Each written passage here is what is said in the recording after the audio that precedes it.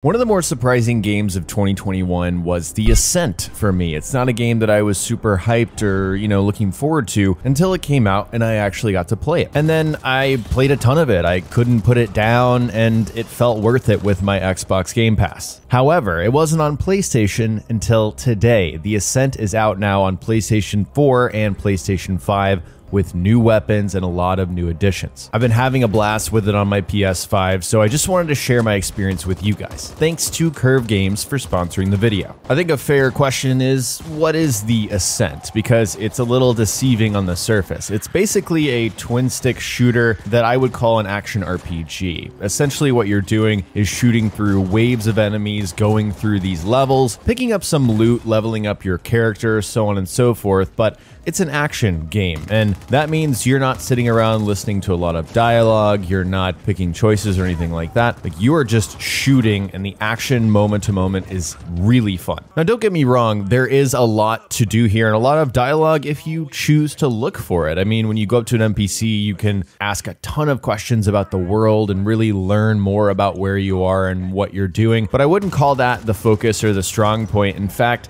it's just about the moment to moment. I'm not a big twin stick shooter guy. I'm just not. I didn't really grow up with these games, and so they didn't speak to me just for that genre. However, The Ascent is a game that's going to make me pay attention to a lot more twin stick shooters just because of how fun it is. For a twin stick shooter, basically you're stuck in this isometric view kind of from above and an angle, and you're basically asked to look 360 degrees around you and dodge gunfire, use crouch in order to hide behind barriers, and throw projectiles as well as dodge them. You've got a couple special abilities that you can mix and match and swap out, tons of different guns that you can put into your loadout, and of course, like any RPG, there are skills. So every time you level up, you get 3 points to spend, and you can dump them into different categories to make your character better. Of course, when I made my character, I made him incredibly goofy. He kind of looks like one of the goons in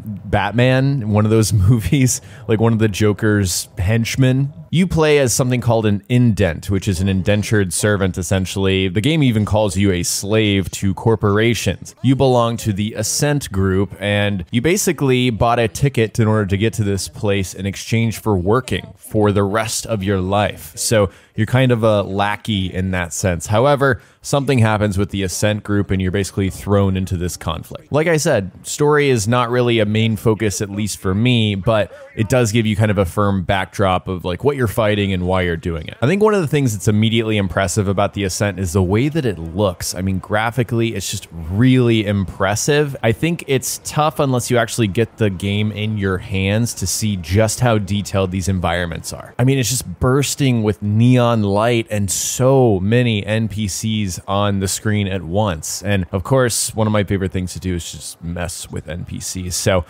on the elevator, you can just like bump into everyone, and then you can walk through crowds and just bump into anyone that you want to. I mean, my guy looks like a psycho. I've even been just like shooting random people outside in the open world areas. But yeah, my PlayStation 5, it just kind of runs like a dream. And one of the big things that I think people don't give PS5 enough credit for, at least I don't think so, is the controller, the DualSense features. It is so satisfying to shoot a shotgun and hear like the feedback in your controller. It's awesome, and it kind of elevates the gunplay and the gameplay to another level. I love feeling like the rumble push back on me, especially the triggers on the DualSense controller feel awesome. And one of the most cool features, which I haven't been able to try myself because I don't have anyone to play with on my couch, is couch co-op. Remember when games used to have that and it was awesome? You can do couch co-op in The Ascent. So if you have a roommate, you have a buddy, a brother, a sister, whoever, maybe a kid, you can play The Ascent on the same couch. And twin stick shooters are like the perfect genre for that. So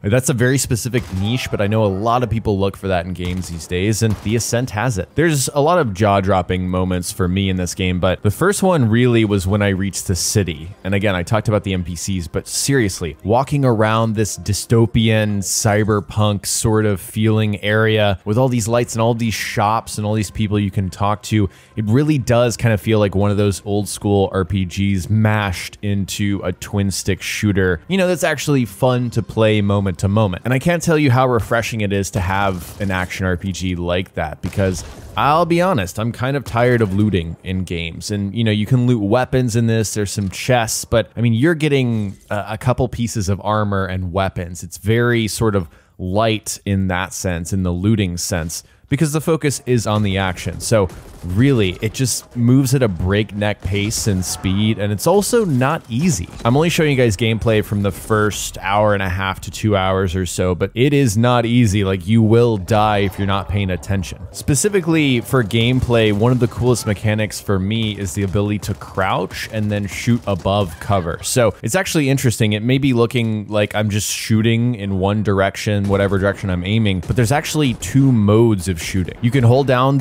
LT on PlayStation in order to get like a more accurate shot, and you build more stagger on enemies when you do that, or you can just basically hip fire, which is the quickest way to shoot, and you don't have to worry about holding down left trigger, and it also doesn't slow you down. But what really kind of blew my mind was crouch. So if you crouch behind different like obstacles in these maps, then you actually get cover from fire. So essentially what that means is you can find cover strategically, crouch down, and then shoot over that cover. You're completely safe from enemy fire, and of course you can light them up. I've also got this really cool shockwave grenade ability that charges up when I kill enemies, and so basically it feels like a super. Every time you build it up, you get it, you use it, and you can just completely destroy and stun everyone around you. I also love the way this environment has these red barrels. So you can shoot these, and I've been using these to blow up absolutely every enemy in my path. This game also has unique boss encounters. And so when you get towards the end of the second or third main quest, I want to say, you'll fight these 2 bosses. And yeah, like I said, these guys beat me a couple times. I died, but they have these hammers that go through different surfaces. So you're not safe like you would be before. So what I'm trying to say is sort of the gameplay design and the boss design of this game forces you to think on your toes and constantly adapt to what they're throwing at you. In terms of weapons, I mean, you start with pistol, but you very quickly get an SMG, which is great. That's like my bread and butter. But then I very quickly got an assault rifle that was very powerful.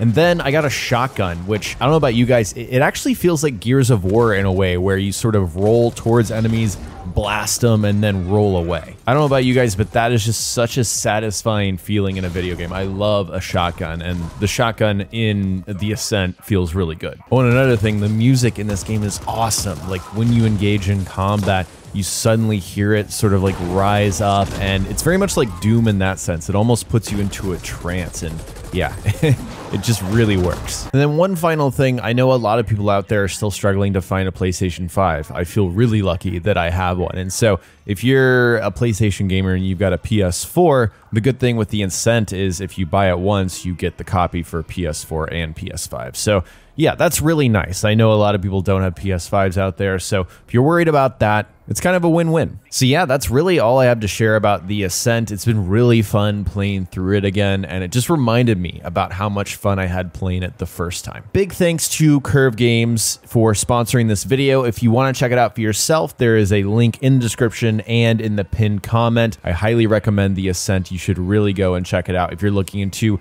just like an action-packed / RPG game. If you enjoyed the video, make sure to hit that like button. I'd really appreciate it. Also, be sure to subscribe to the channel for more videos like this, and hit the bell so you receive a notification next time I upload. Thank you guys so much for watching, and I'll talk to you next time.